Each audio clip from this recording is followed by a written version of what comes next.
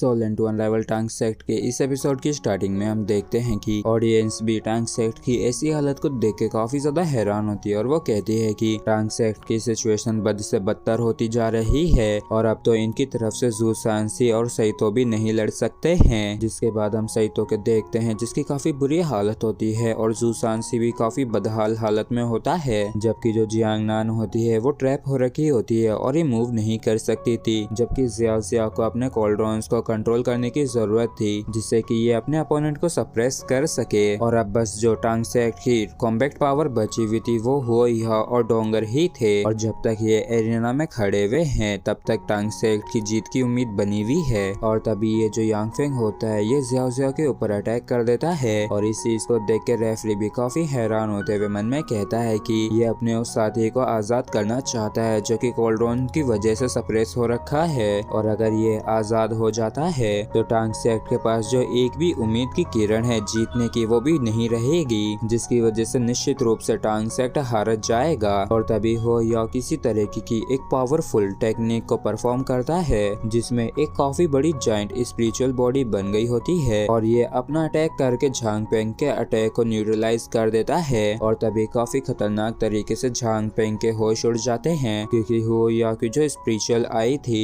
वो एक काफी बड़ा रूप ले लेती है और इस समय हो या वाकई में काफी ज्यादा डेंजरस लग रहा होता है। और इस सीन को देख के ऑडियंस भी हैरान होते हुए कहती है कि आखिर उसके पीछे वो बड़ी सी व्हाइट आइज कैसी है, नहीं वो व्हाइट नहीं सिल्वर है। और तभी अचानक से सभी लोग चौंकते हुए कहते हैं कि ये तो silver rank body martial soul third awakening है। और इस चीज को देख के यांग फेंग भी हैरान होते हुए मन में कहता है कि क्या ये वो एबिलिटी नहीं थी जिसे सिर्फ बॉडी सेक्ट के मेंबर्स ही पोजेस कर सकते हैं। कैसा हो सकता है कि ये हुआ ही हाउ बॉडी सेक्ट का एक जासूस हो जो कि शहर कॉलेज के अंदर अपना घर बना के बैठा हो। और तभी हो यह इस तरह से ग्लो करते हुए हवा में उड़ के आने लगता है और तभी इसके पीछे एक काफी जाइंट थर्ड आई ओपन होती है जो कि देखने में वाकई में काफी ज्यादा खतरनाक लग रही होती है। और तभी हो यह अपनी इस स्पिरिचुअल आई की किसी तरीके की एबिलिटी को इस्तेमाल करता है जिसकी वजह से ये जो झांग पेंग होता है ये कुछ भी क्लियरली नहीं देख पा रहा होता है और इसी वजह से इसका काफी तगड़ा वाला दिमाग खराब होने लगता है और ये काफी हैरान परेशान होते हुए मन में कहता है कि मैं अब भी क्लियरली कुछ भी नहीं देख पा रहा हूँ और मेरा जो विजन है वो ब्लर होता जा रहा है। जबकि ऑडियंस यांग फेंग को देख के हैरान होते हुए कहती है कि आखिर वो बोन ड्रैगन अचानक से पागलों की तरह क्यों मूव करने लगा, जिस पर दूसरा कहता है कि हाँ उसने अचानक से अटैक करना बंद कर दिए हैं। जिसके बाद हम हो यह को अपनी एबिलिटीज को इस्तेमाल करते हुए देखते हैं और तभी अचानक से हो यह अपने एक हाथ को उठाने लगता है और हो यह को ऐसा करता देख झांग पेंग भी काफी ज्यादा हैरान होता है और ये मन में कहता है कि क्या ये बंदा अपना लेफ्ट हैंड इस्तेमाल कर सकता है और कैसा हो सकता है कि ये भेड़ की खाल में भेड़िया हो जो कि शेर का शिकार कर सकता हो। और तभी हो यह अपनी मुट्ठी को काफी जोर से बंद करता है जिसकी वजह से गेंग के पेट के ऊपर एक काफी तगड़ा ब्लास्ट सा होता है और इस चीज को देख के झांग पेंग भी काफी हैरान परेशान होते हुए मन में कहता है कि आखिर ये आवाज कैसी थी और आखिर इसने ये गेंग के साथ कैसे किया और लू गेंग के पास उसका डिफेंस होते हुए ये ऐसा कैसे कर पाया। और तभी अचानक से हो या अपनी स्नो एबिलिटी को इस्तेमाल करने लगता है जिसकी वजह से इसके चारों तरफ स्नोफ्लेक्स आ जाती हैं और फिर हो या मन में कहता है कि 2 दिन पहले लिक्वियर की मदद से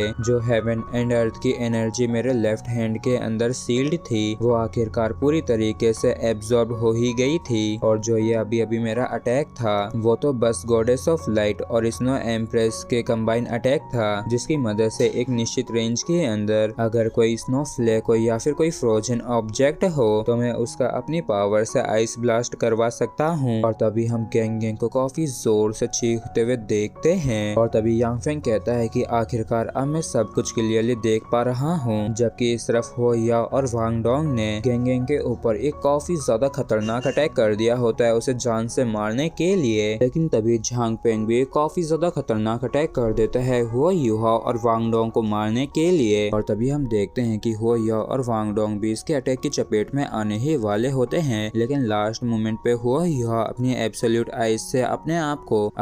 को और डोंगर को कवर कर लेता है जिससे कि ये यांग फेंग के इतने खतरनाक अटैक से बच सके। और इस चीज को देख के यांग फेंग भी खुश होते हुए कहते हैं कि ये खत्म हुआ, लेकिन तभी इसके काफी तगड़े वाले होश उड़ जाते हैं जब ये हो या और वांग डोंग को अपने सामने देखता है और ये हैरान होते हुए मन में कहता है कि आखिर ऐसा कैसे हो सकता है, इन दोनों को तो मेरे अटैक से मर जाना चाहिए था। जिसके बाद ये डायरेक्ट हुओया से पूछता है कि आखिर तुम अब भी जिंदा क्यों हो, जिस पर हुओया कहता है कि हाँ, तुम्हारी पावर काफी ज्यादा स्ट्रॉन्ग है। जिस पर यांग फेंग कहता है कि तुम्हारा क्या मतलब है। जिसके बाद ये दूसरी साइड देखता है तो इसे कुछ टुकड़े पड़े हुए देखते हैं और ये चौंकते हुए कहता है कि क्या अभी गेंग को मेरा ही अटैक लगा था, और इसे समझ में आता है कि इसने ही अटैक करके गेंग को मार दिया है, इसलिए काफी गुस्से में चीखने लगता है। और फिर ये हुओया से कहते हैं कि लू गेंग मर गया है मेरी वजह से, लेकिन तुमने मेरी आंखों को झांसा कैसे दिया, और जबकि मैं इस फॉर्म के अंदर हूँ तो मेरी स्पिरिचुअल पावर तुमसे बिल्कुल भी नहीं हार सकती है, तो फिर कैसे तुम्हारा असर मुझ पे हुआ, जबकि तुम्हारा तो जो कल्टीवेशन लेवल है मुझसे कहीं ज्यादा बुरा है। जिस पर हुओया कहता है कि क्या तुम्हें लगता है कि मैं ये तुम्हें बताऊंगा। जिस पर यांग फेंग चिल्लाते हुए कहता है कि अगर तुमने अब दोबारा से मेरे किसी साथी को मारा तो मैं पक्का तुम्हारी सोल को 9 दिनों तक प्योरीफाई करूंगा, जिससे कि तुम सबसे ज्यादा पीड़ा और दुख को एक्सपीरियंस कर पाओगे। और तभी अचानक से हुओया अपनी किसी तरीके की पावर को इस्तेमाल करने लगता है, जिसकी वजह से इस स्केलेटन ड्रैगन के ऊपर एक खोपड़ी सी अपीयर हो जाती है। और इसकी वजह से यांग फेंग भी हैरान होते हुए मन में कहता है कि आखिर ये किस तरीके की स्किल है, और जाहिर सी बात है कि इसका मुझ पे कोई भी असर नहीं हुआ है, लेकिन फिर भी क्यों मुझे इससे अनकंफर्टेबल लग रहा है। और तभी हुओया और वांग डोंग अपने स्प्लिट फ्यूजन को इस्तेमाल करने लगते हैं, और तभी हम गॉडेस ऑफ लाइट को ट्रांसफॉर्म होते हुए देखते हैं, जिसे देख के यांग फेंग भी काफी ज्यादा हैरान होता है। जिसके बाद हम देखते हैं कि ये 3 जनों का मार्शल सोल फ्यूजन होता है, जिनमें से 2 तो वांग डोंगर और हुओया है, जबकि तीसरी वांग कियर है, और ये तीनों ही मिलकर मार्शल सोल फ्यूजन को परफॉर्म करते हैं, जिसकी वजह से एरिना के अंदर एक जॉइंट और काफी ज्यादा स्ट्रॉन्ग फिगर अपीयर होती है। और जैसे ये फिगर अपने विंग्स को फैलाता है तो इसके अंदर से काफी ज्यादा पावर रिलीज होने लगती है, और इस चीज को देख के पूरा स्टेडियम काफी ज्यादा हैरान होता है। और ये लोग इस नजारे को देख के काफी हैरान होते हुए कहते हैं कि ये तो मार्शल सोल फ्यूजन स्किल है। जिस पर दूसरा कहता है कि नहीं, ये बिल्कुल भी किसी मार्शल सोल फ्यूजन की तरह नहीं लग रही है। जिसके बाद तीसरा कहता है कि ये कितनी ही ज्यादा खतरनाक और भयंकर मार्शल सोल फ्यूजन स्किल है। और इस नजारे को देख के आउतियान भी हैरान होते हुए कहता है कि ये पहले ही मेरी समझ से परे जा चुका है, और आखिर ये एग्जैक्टली क्या चीज है। और इस फिगर को देख के यांग फेंग भी हैरान होते हुए मन में कहता है कि क्या मैं हार गया हूँ। और तभी हम देखते हैं कि ये जो जायंट फिगर होती है